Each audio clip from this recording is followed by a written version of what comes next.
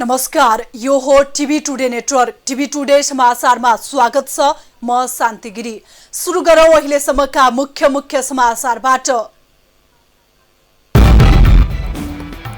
प्रधानमन्त्री ओलीको शनिबार प्रचण्ड सहितका नेतासँग भेटघाट तीव्र, मन्त्रीहरूसँग पनि छलफल। प्रधानमन्त्रीको सक्रियताले नेकपा विवाद मत्थर हुने आकलन।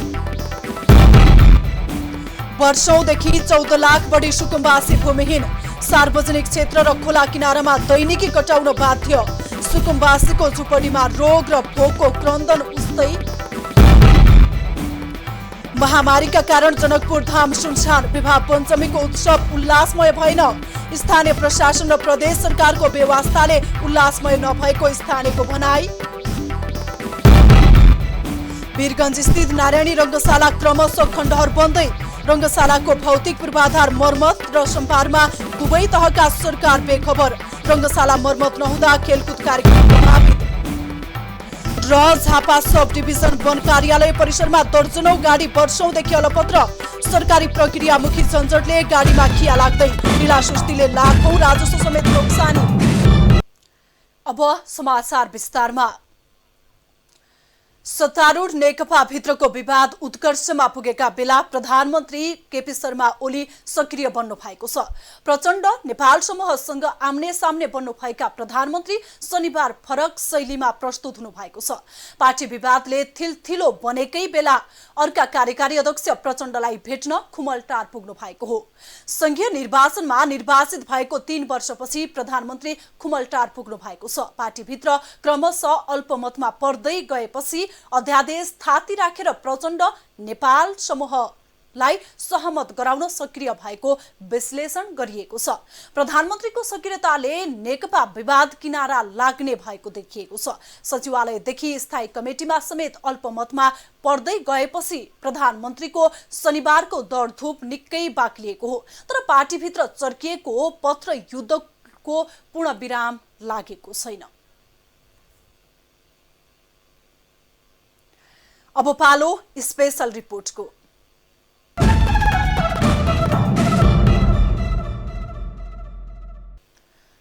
मान्छे एउटै हो, फरक किन भो? यो प्रश्नको उत्तर कसले दिने? यही अनुत्तरित प्रश्नले यी मनोहरा खोला किनाराका बस्तीलाई सोझ्याइरहेको छ।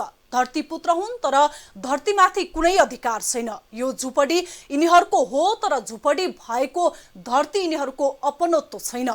भूमिको मालिक बनाउने सपना नबाडिएको पनि होइन, तर आश्वासनको चाङले एक टुक्रा जमिन आफ्नो नाउँमा आउन सकेको छैन। यो दृश्य हो मनोहरा खोला किनारका भूमिहीन बस्तीको। यी झुपडी वर्षौं पहिले ढड्डिएका हुन्, तर यी झुपडी उभिएको धरती यिनीहरूको होइन। यो नियति आजको होइन, यो गणतन्त्रमा मात्रै होइन, पञ्चायतमा यही नियति भयो, बहुदलमा पनि यही भयो। भूमि प्राप्तिका लागि रगत बग्यो, पसिना बग्यो, उमेर ढल्कियो, जवानी सकियो, तर एक टुक्रे जमिन यिनीहरूको नाउँ सरकारी ठेलीमा परेन।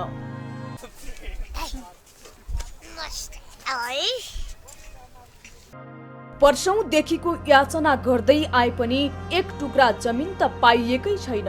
समाजले हेर्ने हेला र अपमान पनि उत्तिकै चाङ छ। भूमि नचिन्नेहरू भूमि मालिक, भूमि पुत्र, भूमिहीन, यो सत्ताकै दोस्रो दर्जाको नागरिक व्यवहारले वर्षौंदेखि झुपडी ओतमा एक टुक्रो जमिनको आशामा कपाल फुलिसकेको छ, शरीर चाउरिएको छ, तर पनि आफ्नो जमिन भने कहीँ कतै छैन। मानौ कुनै जुनीको पापको परिणाम उनीहरू भूमिहीन भएका हुन्। त्यो कदापि होइन, हो त राज्य सत्ताको विभेदकारी व्यवहार हो। जमिन नचिन्नेलाई भूमिको मालिक, धरती पुत्रलाई भूमिहीन बनाउने राज्य सत्ताको निर्मम नियम हो। त्यही विभेदकारी सत्ताले भूमिहीन बनाइदियो र खोला किनारमा झुपडीको सहारा लिनु परेको हो। किछो पनि छैन हजुर, खेत पथार छैन, गरिब हो, कमाला छैन, कर्जा खाने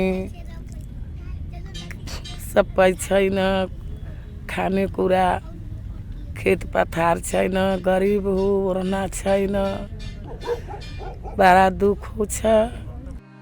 झुपडीको भरमा ओत लाग्नु परेको छ। हावा, हुरी, बतास, झरी र हिउँदे ठण्डीमा जिन्दगी चलिरहेको छ। झुपडी भित्र गतिलो न्यानो कपडा पनि छैन। मनोहरा किनारामा सिरेठो चल्छ, तर सिरेठोलाई स्पर्श गर्नुपर्ने बाध्यता छ। यस्ता नियति यस वर्षको होइन, वर्षौंदेखि नियतिको चक्र घुमिरहेको छ। भक्तपुरको मध्यपुर ठिमी नगरपालिकाको लोकन्थली खोला किनाराका सुकुम्बासीको जिन्दगी यसै गरी चलिरहेको छ। दुःख, अभाव, रोग भोग र सन्ताप छ नै। यसै माथि सत्ताको डोजरले झुपडी कुन बेला ढल्ले हो कुनै मिति छैन। जुनसुकै बेला पनि यी बस्तीबाट धपाइनु पर्छ, यो सत्य। तर तीतो भोगाई यिनीहरूको छ। परिवार कठ्याङ्ग्रिँदै रात बिताउन बाध्य छन्। लोकन्थली किनारमा खुल्ला आकाश मुनिको त्रिपाल मुनि शीतको लहरले लपक्कै भिजेको भुइँमा दशकौंदेखि यी सुकुम्बासी परिवार दिनरात धकेलिरहेका छन्। आँखाभरि पिलपिल आँसुका धर्सा चुहाउँदै न घर छ, न अन्न, न त तातो बास छ, न त बिहान साँझ खान पाउँछन् पेटभरि टन्न। हो, यस्तै छ सुकुम्बासीको पीडा। अब हाम्रो त ओढ्न छैन बाबु, चामल छैन बाबु, तेल नुन छैन बाबु, त्यस्तै भुखी सुत्नुपर्छ। बाबुलुको रिक्सा हो, जे पनि दिए भने लिनुपर्छ। अब के खाएर बस्नु हजुर? छैन, अब घरमा कुछ छैन। यहाँ सिटोमा सुतेको छ। अब कम्मल सम्मल सबै पठाउनु बाबु, त्यो बुढी मान्छेके ओढ्न लाग्ने छैन। मुलुकमा 14 लाखदेखि 16 लाख परिवार भूमिहीन सुकुम्बासी र अव्यवस्थित बसोबासी रहेको सरकारी कागजमा छ। भूमि सम्बन्धी समस्या समाधान गर्न धेरै सुकुम्बासी आयोग गठन गरियो, तर आयोगहरूका निर्णय कागजमै सीमित रहे। सुकुम्बासीहरू आधारभूत मानवीय आवश्यकताबाट वञ्चित छन्। दिन त सरकारले आश्वासन धेरै दिन्छ, आवासको जोहो कहिले त। भोक अनि रोगले गलेका यी सुकुम्बासीको व्यथा त्यो सिंहदरबारलाई थाहा नभएको पनि होइन, तर सिंहदरबार बहिरो भएको छ, आँखा देख्न छोडेको छ। 5 वर्षपछि मात्रै उसले चुनावी मौसममा आँखा उघार्नेछ।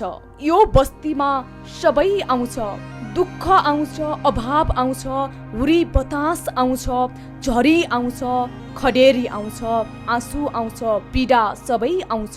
तर एक टुक्रो जमिनको प्रमाणपत्र अझै आएन। साई मागेर कोही दिन्छ मागेर, उलाई गाउँमा गएर मागेर खानु, कोहीले दिँदैन। ओढ्ना बिछाउना दिँदैन। कम्मल सानो ओढ्ना छ, मेरो बुहारी चाहिँ मागेर सानो ओढ्ना कम्मल लागेको थियो ओढ्नेलाई। ठुलो बुहारी ऊ त बस्छ, त्यो ठुलो बुहारी ठामे देऊ न ओढ्ना देऊ न, जाड लाग्यो देऊ न, त दियो कम्मल, त्यही ओढेर सुतेको छ। यी बस्ती 14 लाख भूमिहीनहरूको दृष्टान्तको एक प्रतिनिधिमूलक हो। यस्ता भूमिहीन देशभर छन्। भूमिहीनका नाउँमा सिंहदरबारमा ठेलीको खात छ, तर भूमिहीनको एक टुक्रो जमिन छैन। झुपडीमै बास छ, तर सिंहदरबार समृद्धिको प्रवचन दिइरहेको छ। भूमिहीन भूमिको अधुरो सपना बोकेरै खोला किनारमा रात कटाउन बाध्य छन्। टिभी टुडे एचडी टेलिभिजन विशेष ब्युरोको सहयोगमा क्यामेरा पर्सन राजेन्द्र पन्तको साथमा सुनिल बाबु पन्त, तुलसी अरियाल र संगीता थापा, काठमाडौँ।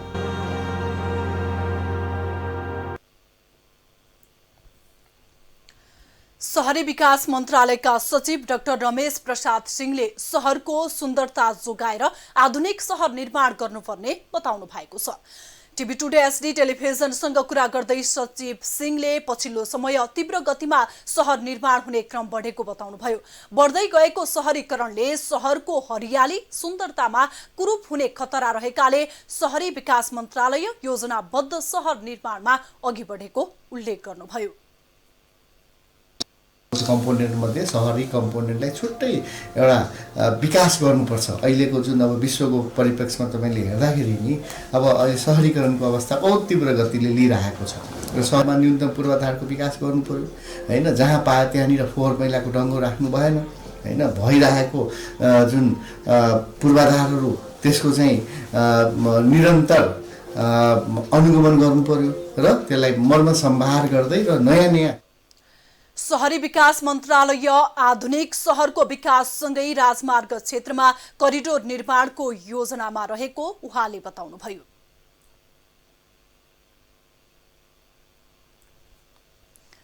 प्रमुख प्रतिपक्षी दल नेपाली कांग्रेस र विपक्षी दल जनता समाजवादी पार्टी जसपाका शीर्ष नेता बीच भेटवार्ता भएको छ। छलफलमा कांग्रेसका तर्फबाट सभापति शेरबहादुर देउबा, वरिष्ठ नेता रामचन्द्र पौडेल, नेता मिनेन्द्र रिजाल, रमेश लेखक र जसपाका तर्फबाट अध्यक्ष महन्त ठाकुर र संघीय परिषद अध्यक्ष डाक्टर बाबुराम भट्टराई र वरिष्ठ नेता राजेन्द्र महतो सहभागी हुनुभएको छ। सभापति देउबाले शुक्रबार संसदको विशेष अधिवेशन बोलाउन जसपाले सहयोग नगरेको आशयको ट्वीट गरेपछि जसपाका शीर्ष नेता बुढा नीलकण्ठ पुगेको बुझिएको छ। बैठकमा सरकारलाई संसद खुलाउन दबाब दिने बारे छलफल भएको छ। समाचारमा पालो छोटो विश्रामको।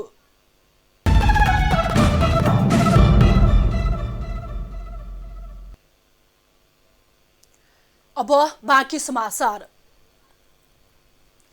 जनकपुर धाम यस वर्ष सुनसान जस्तै भयो। हरेक वर्ष श्रीराम र जानकीको विवाह भएको तिथिमा भव्य वैवाहिक समारोह हुँदै आएकोमा यस वर्ष उत्साहजनक बनिन। सांस्कृतिक तथा ऐतिहासिक नगरी जनकपुरमा यस वर्षको तिथिमा धुमधाम हुन सकेन। महामारीको बहानामा सांस्कृतिक उत्सव हुन नसक्दा ऐतिहासिक, धार्मिक तथा सांस्कृतिक नगरी खल्लो जस्तै भएको हो। हरेक वर्ष माघको पञ्चमी तिथिमा जनकपुरमा राम सीता वैवाहिक उत्सव हुँदै आएको थियो, तर यस वर्षको तिथिमा जनकपुर सुनसान जस्तै रह्यो।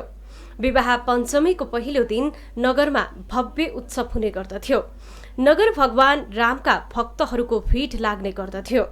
भारतबाट श्रद्धालुहरू जनकभूमि आउने गर्दथे, तर यस वर्ष कोरोनाले सीमा नाकासँगै स्थानीय प्रशासनबाट भिडभाडमा रोकावट भएपछि सुनसान बनेको हो। मिथिलाको वैवाहिक परम्परालाई सदृश्य रूपमा देखाउने तरिकाकै कारण विवाह पञ्चमी महोत्सव सबैको रोचक गन्तव्य बन्दै आएको छ। 7 दिने महोत्सव सांस्कृतिक मात्र होइन, आर्थिक पाटोको हिसाबले पनि उत्तिकै उल्लेख्य छ।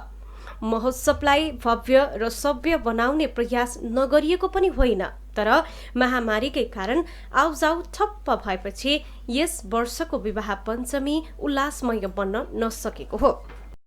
कारण लकडाउनको पनि कारण छ। त्यसपछि महामारीको बेलामा मान्छे आउन पनि मानिरहेको छैन, तर हामीहरू त्यहाँ पनि निमन्त्रणा पठाएनौँ जयन्तीको लागि। अब यात्रीहरू पनि अहिले भिठा मोडमा झठीमा छ, त्यहाँ आउनै दिइरहेको छैन। त्यसै कारणले चाहिँ खलो जस्तो देखिन्छ। मुलुकमा राजनीतिक खिचातानी एकातर्फ छ, अर्कोतर्फ कोरोना महामारीको प्रकोप छ। धार्मिक पर्यटनको समेत महत्त्व रहेको जानकी मन्दिर क्षेत्रमा मानवीय चहल पहल नहुँदा आर्थिक रूपले पनि नोक्सानी भएको छ, तर आन्तरिक पर्यटनका साथसाथै मिथिलाको परम्परालाई सदृश्य प्रस्तुत गर्नेमा कसैको चासो देखिएन। उता सरकारले मङ्सिर 30 पछि सीमा नाका खुल्ला गर्ने भन्दै आएको छ, तर पौष लागे पनि नाका समेत खुल्ला हुन सकेको छैन। स्वास्थ्य मापदण्ड अपनाएर धार्मिक सांस्कृतिक गतिविधि गर्न सकिने भए पनि सरकारी उदासीनताले विवाह पञ्चमी निरन्तरता थाम्ने बाहेक अन्य गतिविधि भएनन्।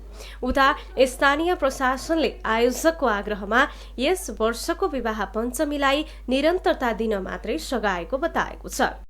त्यो हिसाबले यस्तो बेलामा यो क्षेत्रकै, यो प्रदेशकै अत्यन्तै महत्त्वपूर्ण यो ऐतिहासिक, धार्मिक, सांस्कृतिक हिसाबले महत्त्वपूर्ण यो चाहिँ पर्व, विवाह पञ्चमी पर्व योचोटि यो महामारीमा परेको छ। त्यो कारणले गर्दा योचोटि नेपाल सरकारले पनि सीमा सिल गरेको कारणले भारतबाट आउने जुन भक्तजनहरू पनि आउन नपाएको अवस्था छ भने नेपालमै पनि खास गरी स्वास्थ्य मापदण्ड र यो थ्रेडको कारणले गर्दा धेरै नागरिकहरू चाहिँ भिडभाडमा आउन अनिच्छुक रहने अवस्था पनि छ।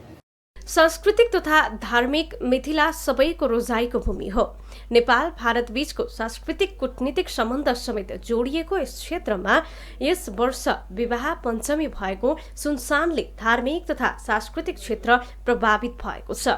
महामारीको बहानामा महोत्सवलाई व्यवस्थित गर्न स्थानीय प्रशासनदेखि प्रदेश सरकारले ध्यान नदिँदा विवाह पञ्चमी प्रभावित भएको हो। टिभी टुडे एचडी टेलिभिजनका लागि जिल्ला ब्युरोको सहयोगमा धनुषा सहकर्मी सञ्जय राउतको रिपोर्ट। नेपालकै दोस्रो ठूलो रंगशालाको रूपमा रहेको नारायणी रंगशाला संरक्षणको अभावले दिनानुदिन जीर्ण हुँदै गएको छ। राज्यका जिम्मेवारहरूको बेवास्ताले दोस्रो ठूलो रंगशाला खण्डहर बन्दै गएको हो। विक्रमसम्म 2042 मा निर्माण भए पनि रंगशाला मर्मत तथा सम्भार हुन नसक्दा क्रमशः जीर्ण बन्दै गएको हो। मुलुककै दोस्रो ठूलो नारायणी रंगशाला यति बेला जीर्ण बनेको छ। खेल क्षेत्रमा राज्य जति नै लगानी गरे पनि नारायणी रंगशालाको जीर्ण अवस्थामा ध्यान पुगेको छैन। प्रदेश र संघीय सरकारको चरम व्यवस्थाले मर्मत तथा सम्भार हुन नसक्दा खण्डहर बन्न थालेको हो। विक्रम सम्मत 2042 मा निर्माण भएको नारायणी रंगशालामा स्थानीय, राष्ट्रिय र अन्तर्राष्ट्रिय स्तरका खेलकुद हुने गरे पनि हालसम्म मर्मत तथा सम्भारको अभावले जीर्ण बनेको हो। वीरगञ्ज स्थित रहेको नारायणी रंगशाला प्रति संघीय सरकार गम्भीर नभए पनि प्रदेश सरकारले समेत व्यवस्था गरेको जनता समाजवादीका नेताको भनाइ छ। संघीय सरकारलाई त अब प्रदेश नम्बर 2 देखि भित्रबाट सुरुदेखि नै एलर्जी नै छ। प्रदेश नम्बर 2 लाई कसरी तह लगाउने, कसरी बजेट कटौती गर्ने यतिकैमा ध्यान छ। र रह्यो कुरो अब प्रदेश सरकारको सवाल जहाँसम्म छ यसलाई पनि त हेर्नुपर्ने हो नि। रंगशालाको विद्यमान अवस्था दयनीय बन्दै गएको छ। भौतिक संरचना फत्किन थालेका छन्। मर्मत र सम्वाद रेखदेखबाट यसको संरचना सुरक्षित गर्न सकिन्छ। संरक्षण सम्वर्धनमा दुवै तहका सरकारको चासो छैन। प्रदेश सरकारले रंगशाला मर्मत सम्भार गर्न ल्याकत राख्छन्, तर प्रदेश सरकारलाई समेत यस्तर्फ सोच्ने फुर्सद छैन। नेपाल विश्व हिन्दू महासंघका केन्द्रीय सचिव अभिषेक तिवारीले बताउनुभयो। वीरगञ्जसँग विभेद गरिएको छ। अब हुनसक्छ हाम्रै मुख्यमन्त्रीहरू छन् वीरगञ्जकै, उहाँको पनि केही समस्या होला, केही कारणवशले उहाँले गर्न सक्नुहुन्न होला। तर वीरगञ्जसँग चाहिँ नि मैले सुरुमै भने वीरगञ्जसँग चाहिँ नि अत्यन्तै विभेद भएको छ। राष्ट्रिय स्तरका थुप्रै खेलको आयोजना गर्न सकिन्छ। खेल क्षेत्रबाट यस क्षेत्रको प्रवर्धन गर्ने मात्र होइन, यस क्षेत्रमा खेलको थप विकास गर्न नारायणी रंगशाला भरपर्दो पूर्वाधार हो। तर रंगशालाको भौतिक संरचना मर्मत र सम्भारमा प्रदेश र संघीय सरकारको ध्यान नदिँदा क्रमशः खण्डहर बन्न थालेको छ। टिभी टुडे टेलिभिजनका लागि जिल्ला ब्युरोको सहयोगमा पर्सा जिल्ला सहकर्मी उमेश दुबेको रिपोर्ट। Taj riverside resort and adventure प्रालीको दोस्रो वार्षिक साधारण सभा इन्द्रेणी बैंक्वेटमा सम्पन्न भएको छ। साधारण सभाबाट महामारीको बीचमा व्यवसायलाई अघि बढाउन योजना प्रस्ताव गरिएको छ। आर्थिक गतिविधिको समीक्षा गर्दै आगामी योजनाको विषयमा जोड दिएको रिसोर्टका सञ्चालक विष्णु श्रेष्ठले बताउनुभयो। गार्डनदेखि लिएर स्विमिङ पुलदेखि लिएर राफ्टिङदेखि लिएर हैन अब जाने अर्को हेल्थ क्लबदेखि लिएर सबै जाने सुविधाहरू जाने दिएर सुरु गरेका छौँ। र अहिले हामीले हेलिकप्टरको पनि प्याकेज जाने सँगै त्यसमै जोडेर माथि खडादेवी। कार्यक्रममा रिसोर्टका अध्यक्ष टलक श्रेष्ठले आर्थिक वर्ष 2077-78 को कार्य योजना प्रस्तुत गर्नु भएको थियो।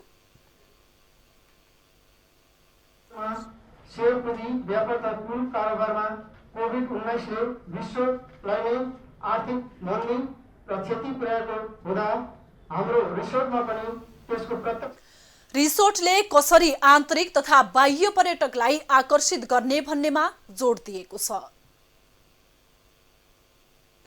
समाचारमा फेरि छोटो विश्राम।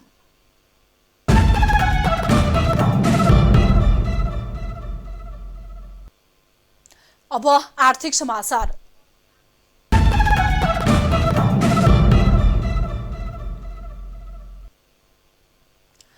काठ तस्करीमा प्रयोग भएका सवारी साधन लामो समयदेखि डिभिजन वन कार्यालय झापाको परिसरमा थन्किँदा कामै नलाग्ने अवस्थामा पुगेका छन्।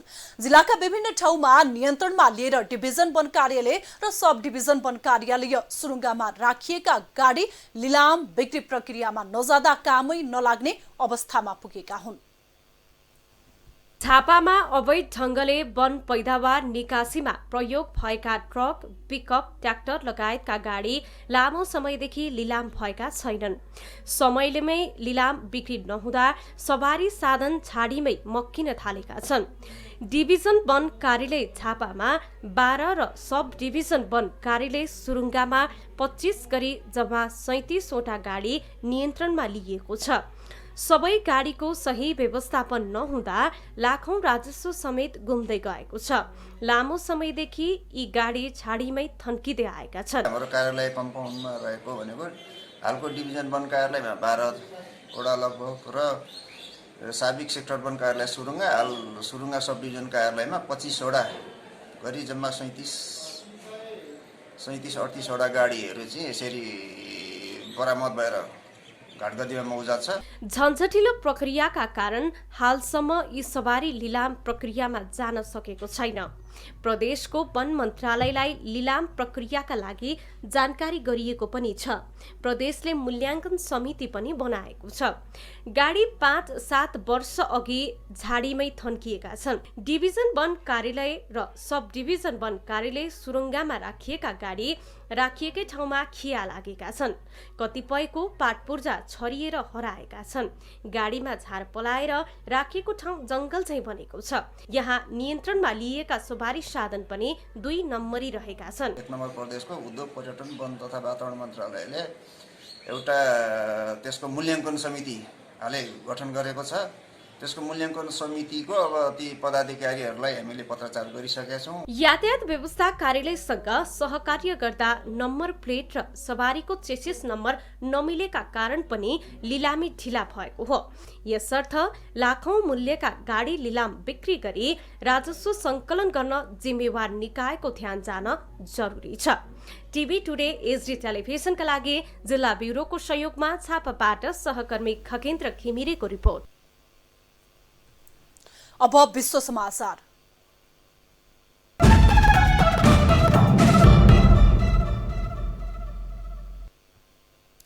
गरीब देशहरूले पनि छिट्टै कोरोना भाइरस विरुद्धको खोप पाउने विश्व स्वास्थ्य संगठन WHO ले जनाएको छ। नयाँ वर्ष सन् 2021 को सुरुदेखि नै कोरोना विरुद्धको खोप पठाउन थालिने WHO को दाबी छ। सबै देशले कोरोना विरुद्धको खोप किनेर लैजान सक्दैनन्। ती देशहरूमा पनि सन् 2021 को सुरुदेखि नै खोप पठाइने संगठनले जारी गरेको वक्तव्यमा उल्लेख गरिएको छ। महामारीका बेला पनि गरीब देशलाई कोरोना विरुद्धको खोप उपलब्ध गराउने प्रयास भइरहेको WHO ले जनाएको छ। WHO र साझेदार संस्थाहरूले कोरोना भ्याक्सिन लगायतका खोपहरू छिट्टै उपलब्ध गराउने बताउँदै आएका छन्। समाचार सकियो। समाचारबाट बिदा लिनु पूर्व मुख्य समाचार फेरि एकपटक। प्रधानमन्त्री ओलीको शनिबार प्रचण्ड सहितका नेतासँग भेटघाट तीव्र, मन्त्रीहरूसँग पनि छलफल। प्रधानमन्त्रीको सक्रियताले नेकपा विवाद मत्थर हुने आकलन। वर्षौंदेखि 14 लाख बढी सुकुम्बासी भूमिहीन, सार्वजनिक क्षेत्र र खोला किनारामा दैनिकी कटाउन बाध्य। सुकुम्बासीको झुपडीमा रोग र भोकको क्रन्दन पनि उस्तै। महामारीको कारण जनकपुर धाम सुनसान, विवाह पञ्चमीको उत्सव उल्लासमय भएन। स्थानीय प्रशासन र प्रदेश सरकारको बेवास्ताले उल्लासमय नभएको स्थानीयको भनाई। वीरगञ्ज स्थित नारायणी रंगशाला क्रमशः खण्डहर बन्दै, रंगशालाको भौतिक पूर्वाधार मर्मत र सम्भारमा दुवै तहको सरकार बेखबर। रंगशाला मर्मत नहुँदा खेलकुद कार्यक्रम प्रभावित। र झापा सब डिभिजन वन कार्यालय परिसरमा दर्जनौं गाडी वर्षौंदेखि अलपत्र, सरकारी प्रक्रिया मुखी झन्झटले गाडीमा खिया लाग्दै, ढिला सुस्तीले लाखौं राजस्व समेत नोक्सानी। हामीलाई TV today Nepal apps download गरी विश्वभरि प्रत्यक्ष हेर्न सक्नुहुनेछ। साथै www.tvtoday.news.com मा गई हेर्न र पढ्न सक्नुहुनेछ भने फेसबुक, युट्युब र ट्विटरमा समेत फलो गर्न सक्नुहुनेछ। विकास निर्माण र जनसरोकारका विषयमा हाम्रा आवाज जारी छ। अहिलेलाई सम्पूर्ण समाचार युनिटका साथ म शान्ति गिरी पनि बिदा चाहन्छु। टिभी टुडे एचडी हेर्दै गर्नुहोला। नमस्कार।